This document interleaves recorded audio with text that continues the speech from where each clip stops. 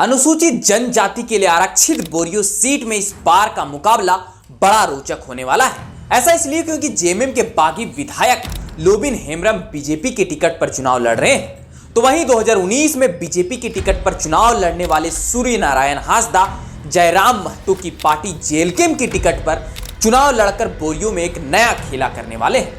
तो वहीं इस बार जेएमएम ने बोरियो विधानसभा सीट से लोबिन हेम्ब्रम के बीजेपी में जाने के बाद अपने सिपाही के तौर पर शिबू सोरेन के शिष्य रहे धनंजय सोरेन को जीत का फतह हासिल करने के लिए मैदान में उतारा है। ऐसे में इन तीन धुरंधर नेताओं के बीच कांटे की टक्कर होने वाली है, जिस वजह से बोरियो का पूरा जाति समीकरण उथल पुथल हो चुका है। तो चलिए चलते हैं बोरियो सीट की ओर और देखते हैं कि इस बार किसके सर सजेगा बोरियो के जीत का ताज। नमस्कार, मैं हूं आशीष और आप देखना शुरू कर चुके हैं द पंचायत न्यूज की स्पेशल रिपोर्ट सियासी हलचल।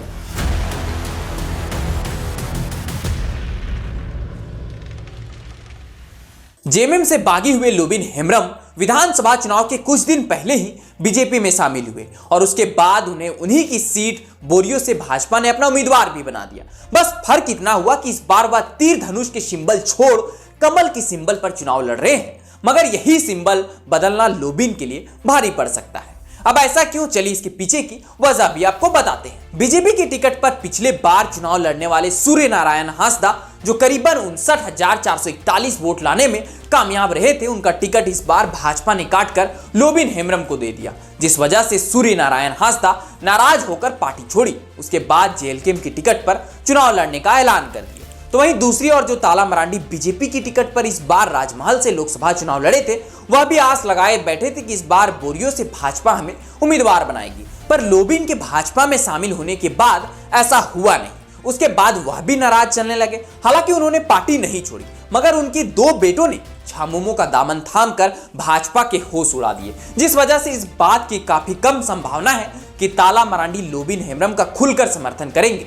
और अगर ऐसा हुआ तो इस बार भी बोरियो जीतने का सपना भाजपा का सपना ही रह जाएगा और इस भाजपा जेएमएम की लड़ाई में जयराम बाजी मार जाएंगे। हम ऐसा क्यों कह रहे हैं, चलिए इसके पीछे की वजह भी बताते हैं। जेएलकेएम प्रत्याशी सूर्य नारायण हांसदा 3 बार चुनाव लड़ चुके हैं। पहला चुनाव 2009 में जेवीएम की टिकट पर लड़े। उस वक्त उन्हें 25,835 वोटों के साथ तीसरे नंबर पर रहना पड़ा। इसके बाद उन्होंने दूसरा चुनाव जेवीएम की टिकट पर 2014 में लड़ा। इस चुनाव में भी वह 26,827 वोटों के साथ तीसरे नंबर पर ही रहे। इसके बाद उन्होंने तीसरा चुनाव 2019 में बीजेपी की टिकट पर लड़ा और इस चुनाव में वह 59,441 वोटों के साथ दूसरे नंबर पर रहे थे। वह इस चुनाव में करीबन 17,924 वोटों से चुनाव हार गए थे। ऐसे में उनकी पकड़ इस सीट पर काफी मजबूत हो चुकी है। वह 3 बार लगातार चुनाव हारे, मगर जनता के संपर्क में बने रहे। इसके अलावा लोबिन हेम्ब्रम 5 बार इस बोरियो विधानसभा सीट से चुनाव जीत चुके हैं, जिस वजह से इस बार बोरियो में लोबिन के खिलाफ एंटी इंकम्बेंसी की लहर भी देखने को मिल रही है,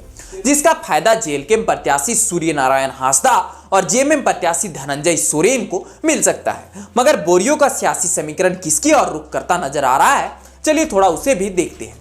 इसे जानने के लिए हमें सबसे पहले लोकसभा चुनाव परिणाम को समझना होगा, क्योंकि इस विधानसभा सीट पर जीत हार का समीकरण इस लोकसभा चुनाव से काफी हद तक अनुमान लगाया जा सकता है। बोरियो राजमहल लोकसभा क्षेत्र के अंतर्गत आता है और इस लोकसभा चुनाव में इस बोरियो विधानसभा सीट से जेएमएम प्रत्याशी विजय हांसदा को 77,537 वोट मिले थे। दूसरे नंबर पर भाजपा प्रत्याशी ताला मरांडी रहे थे, जिन्हें 74,876 वोट मिला था। और तीसरे नंबर पर लोबिन हेम्ब्रम रहे थे, जो निर्दलीय चुनाव लड़े थे और उन्हें इस विधानसभा सीट से मात्र 14,133 वोट मिला था। यानी इस विधानसभा सीट से झामुमो को करीब 2,600 वोटों से लीड मिली थी, जो जेएमएम के लिए एक सुखद खबर है। ऐसा इसलिए क्योंकि लोबिन हेम्ब्रम जेएमएम के ही विधायक थे और वह बागी होकर निर्दलीय चुनाव लड़े। इसके बावजूद भी इस विधानसभा सीट से जेएमएम को ही लीड मिली। इन आंकड़ों को देख करके तो यही अंदाजा लगता है कि इस बार लोबिन की नैया फंस सकती है। और चलिए थोड़ा पिछले विधानसभा चुनाव के परिणामों को भी देख लेते हैं। इससे भी काफी हद तक यह अंदाजा लगाया जा सकता है कि इस बार का चुनावी परिणाम किसके पक्ष में हो सकता है। हम बात करेगा 2019 के विधानसभा चुनाव परिणाम की, तो इस चुनाव में जेएमएम की टिकट पर लोबिन हेम्ब्रम चुनाव लड़े थे और 77,365 वोटों के साथ चुनाव जीत गए थे। तो वहीं दूसरे नंबर पर बीजेपी की टिकट पर चुनाव लड़ने वाले सूर्य नारायण हांसदा रहे थे, जिन्हें 59,441 वोट मिला था। मगर इस बार वह जयराम की पार्टी जेएलकेएम की टिकट पर चुनाव लड़ रहे हैं। तो वहीं तीसरे नंबर पर आजसू के टिकट पर चुनाव लड़ने वाले ताला मरांडी रहे थे, जिन्हें मात्र 8,955 वोट मिला था। यानी इस चुनाव में लोबिन हेम्ब्रम 17,924 वोटों के मार्जिन से चुनाव जीते थे। इसके बाद 2014 के चुनाव में बीजेपी के टिकट पर चुनाव लड़ने वाले ताला मरांडी 57,565 वोटों के साथ चुनाव जीत गए थे।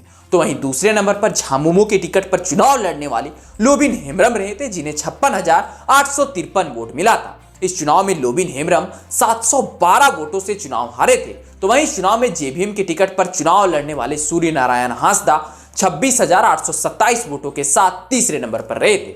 इसके बाद जब 2009 का चुनाव हुआ तो इस चुनाव में झामुमो के टिकट पर लोबिन हेम्ब्रम चुनाव लड़े थे और 37,586 वोटों के साथ चुनाव जीत गए। तो वहीं दूसरे नंबर पर बीजेपी की टिकट पर चुनाव लड़ने वाले ताला मरांडी रहे थे, जिन्हें 28,546 वोट मिला था। तो वहीं तीसरे नंबर पर जेवीएम की टिकट पर चुनाव लड़ने वाले सूर्य नारायण हांसदा रहे थे, जिन्हें 25,835 वोट मिला था। इसके बाद जब 2005 का चुनाव हुआ तो इस चुनाव में ताला मरांडी बीजेपी की ही टिकट पर चुनाव लड़े और 44,546 वोटों के साथ चुनाव जीत गए। तो वहीं इस चुनाव में लोबिन हेम्ब्रम जेवीएम की टिकट पर चुनाव लड़े थे और 38,227 वोटों के साथ दूसरे नंबर पर रहे थे।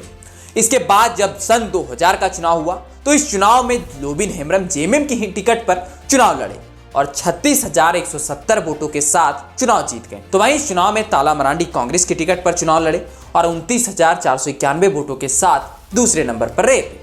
आप इस लिस्ट को भी देख सकते हैं कि 1957 से लेकर अब तक इस विधानसभा सीट पर कौन से नेता ने किस पार्टी की टिकट पर कितनी बार चुनाव जीता है। मगर आपको बता दें कि इस सीट पर आज तक भाजपा मात्र 2 बार चुनाव जीत पाई है, तो वहीं जेएमएम 4 बार चुनाव जीती है। चारों बार लोबिन हेम्ब्रम ही जेएमएम के प्रत्याशी रहे थे, मगर इस बार उनके भाजपा में जाने के बाद जेएमएम ने धनंजय सोरेन को अपना उम्मीदवार बनाया है। आपको बता दें कि धनंजय सोरेन इससे पहले कभी भी विधानसभा चुनाव नहीं लड़े, वह पहली बार चुनाव लड़ रहे हैं। वह अभी फिलहाल में मंडरोक से जिला परिषद सदस्य है। ऐसे में इस बार यह देखना दिलचस्प होगा कि पहली बार चुनाव लड़कर धनंजय सोरेन जेएमएम को जीत दिला पाते हैं या नहीं। पर बोरियो का जाति समीकरण भी इस जीत हार के समीकरण में काफी महत्वपूर्ण भूमिका निभाता है। इसलिए चलिए आपको वहां के जाति समीकरण को भी बताते हैं। बोरियो में सबसे ज्यादा 80 मतदाताओं की आबादी करीबन 21% के आसपास है। उसके बाद मुस्लिम मतदाता की आबादी 17% के आसपास है। एसटी मतदाता की आबादी करीबन 7% के आसपास है। इन्हीं मतदाताओं के सहारे लोबिन हेम्ब्रम जेएमएम की टिकट पर चुनाव जीतते रहे हैं। मगर इस बार सवारी बदलने के बाद वहां के मतदाता लोबिन के साथ चलेंगे, यह तो 23 तारीख को ही पता चलेगा। मगर इस बार जयराम की पार्टी बोरियो में मजबूती के साथ खड़ी नजर जरूर आ रही है। ऐसा इसलिए क्योंकि लोबिन इस सीट से 5 बार चुनाव जीत चुके हैं, जिस वजह से हो सकता है कि इस बार जनता एंटी इंपेंसिंग के कारण बदलाव के मूड में हो। तो दूसरी वजह है कि लोबिन के बीजेपी से चुनाव लड़ने के कारण हो सकता है कि जेएमएम के ही कई वोटर लोबिन पर ही भरोसा जताएं, जिस वजह से जेएमएम के वोट बैंक में सिनवारी हो सकती है, जिसका नुकसान जेएमएम को हो सकता है। तो वहीं सूर्य नारायण हांसदा के प्रति लोगों में सहानुभूति की लहर दौड़ सकती है, क्योंकि वह लगातार 3 बार से चुनाव हार रहे हैं। ऐसे में जनता एक मौका सूर्य नारायण हांसदा को दे सकती है। तो वहीं दूसरी ओर जयराम की लहर का फायदा भी सूर्य नारायण को मिलेगा, क्योंकि जयराम पर सभी वर्गों के लोग भरोसा जता रहे हैं। तो वहीं सूर्य नारायण हांसदा बोरियो में ऐसे कई मुद्दे हैं तथा कई ऐसे विकास के कार्य हैं जिस पर आज तक काम नहीं किया गया। अगर इन मुद्दों को जेल के भुनाने में सफल हो जाती है तो फिर वह जीत के आंकड़े तक काफी करीब पहुंच सकती है। मगर इस पर कुछ कहा नहीं जा सकता, क्योंकि इस सीट को जीतने के लिए बीजेपी और झामुमो दोनों ने अपनी पूरी ताकत झोंक दी है। चूंकि यह सीट बीजेपी और जेएमएम दोनों के लिए नाक का सवाल बन गया है। ऐसे में जयराम की पार्टी को इस सीट से चुनाव जीतने के लिए काफी चुनौतियों का सामना करना होगा। मगर इसे लेकर आप क्या सोचते हैं? इस बार बोरियो की जनता का रुख किसकी ओर हो सकता है, यह हमें नीचे कमेंट बॉक्स में जरूर बताएं। और साथ ही अगर यह वीडियो अगर आपको इन्फॉर्मेटिव लगे तो अपने दोस्तों के साथ शेयर जरूर करें और साथ ही साथ हमारे यूट्यूब चैनल को सब्सक्राइब भी जरूर कर लें। तो चलिए मिलते हैं अगले इसी प्रकार के कुछ और वीडियो के साथ। तब तक के लिए आप सबों को जोहार।